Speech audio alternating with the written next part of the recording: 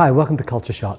I want to talk this week about the politics of apologies and contrition, and ultimately about false equivalencies and how little time I actually have for any of this.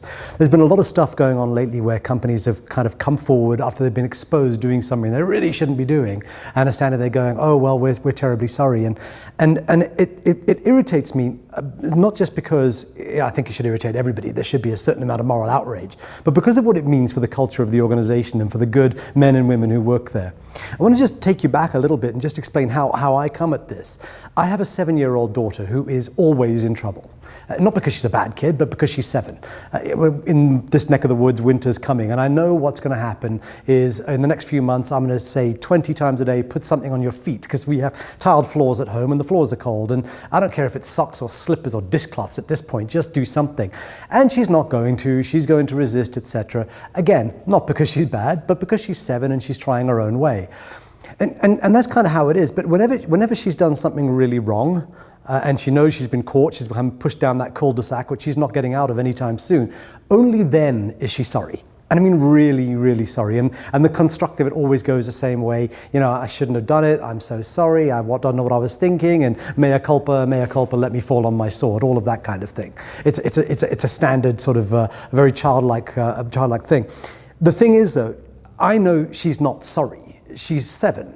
She's saying she's sorry because she's trying to get out of trouble, but she's not actually emotionally connected to the thing she's apologizing for. And I think that's the way kids are. They don't really do all the connections yet, and they don't do that until a little bit later. I let her off the hook a lot because because she's young, even though I'm trying to teach her self-discipline, trying to teach her accountability and responsibility, I don't want to push that too far just yet. We're building up to that. I don't, however, have the same sense of forgiveness when it comes to adults. You know, politicians don't suddenly come forward and apologize because they're so massive attack of conscience about sleeping with a prostitute.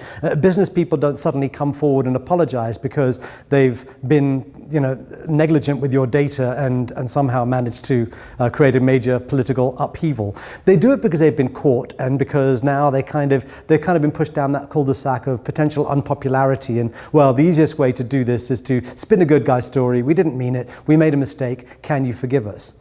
And the answer is, I don't know that we should all the time. We probably will in most instances, and most companies tend to suffer a bit of tarnish and a little bit of a backlash, and then just go about their merry way.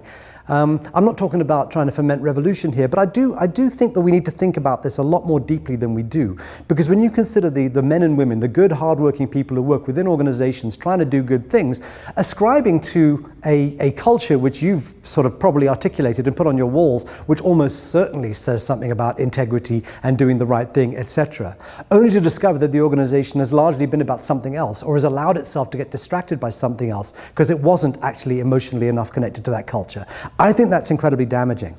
And I would say that, good things happen to bad people, good things happen to bad organizations, bad things happen, however, to good organizations. And you may think that you're currently fully protected, fully sort of barricaded against any kind of abuse or bad behavior or anything that might tarnish your reputation. But I would say most organizations need to look at that a lot more closely. If we are going to really, really have a culture that means anything, we need to live it every single day, every executive, every person, all across that organization. If you've ever got any doubt about that, you could be exposing yourself to something that you're ultimately going to have to apologize for. And I can tell you now, I'm not going to be wildly sympathetic about it. I hope you have a great week.